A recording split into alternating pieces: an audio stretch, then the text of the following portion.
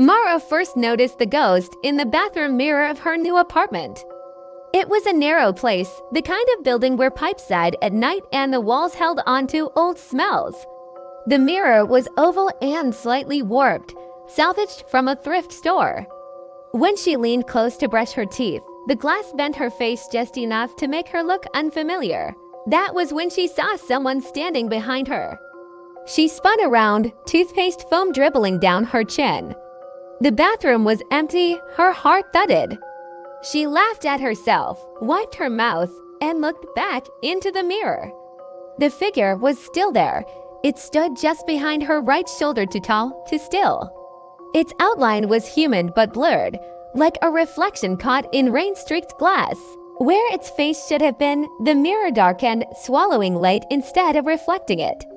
Mara raised her hand. In the mirror, the thing did not. She staggered back, bumping into the sink, and the reflection vanished. The mirror now showed only her pale face and wide, disbelieving eyes. She didn't sleep that night. Over the next week, the ghost returned in fragments. In the microwave door as it hummed her leftovers cold in the middle. In the black screen of her phone before it woke. In the darkened window when night pressed against the glass like a listening ear. Always behind her. Always motionless. Always gone the moment she turned around. Mara stopped using mirrors. She covered the bathroom one with a towel. She angled her laptop screen away from her face. She learned to unlock her phone without looking at it. But reflections are everywhere. Polished spoons, puddles after rain. The glossy eye of the television, even when it's off, and the ghost was learning. At first it only watched. Then one night, as Mara passed a storefront window on her way home, she caught its reflection lifting its head. Just a little. She froze on the sidewalk, heart pounding. Cars hissed past. The city moved on, indifferent.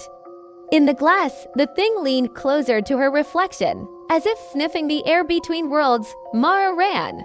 She searched for answers the way everyone does now online, frantic, sleepless. She scrolled through forums about haunted mirrors, folkloric spirits, psychological breaks. Most stories contradicted each other, but one thread made her stomach twist. Reflected dead aren't bound to places, someone wrote. They're bound to people. They appear where you see yourself. Another comment followed. They're incomplete. That's why they use reflections. They don't have a surface of their own. Mara shut the laptop. She began to notice gaps in her memory. Small things at first. She couldn't remember when she'd last called her sister. She forgot the code to her building and had to wait outside until someone else came in. Once, she found a bruise on her wrist shaped like fingers.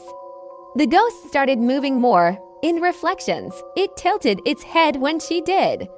Its shoulders twitched, like muscles remembering how to work. Its outline sharpened, edges growing clearer, heavier. One night, she dared to speak to it. "I see you," she whispered to the dark TV screen. The reflection smiled. It was wrong, not mirrored, not delayed. It smiled before she did. Letters appeared on the glass, traced in fog from the inside. "I see you too," Mara screamed and threw a blanket over the television. From beneath the fabric came a sound like breathing. Desperate, she visited the previous tenant listed on her lease. An elderly woman named Mrs. Calder lived across town in a sunlit house full of covered frames. "I wondered when it would find someone new," Mrs. Calder said softly when Mara described the ghost. "You knew?" Mara demanded. Mrs. Calder nodded. "It belonged to my husband, or it was my husband in the end." She explained how he'd grown obsessed with mirrors after an accident left him bedridden. How he'd stared at himself for hours, whispering, changing. How one morning she'd woken to find him gone bed empty, mirrors covered in handprints on the inside. "It needs to finish itself," Mrs. Calder said. "It takes pieces, attention, memory, eventually." Place, Mara felt cold all over. How do I stop it?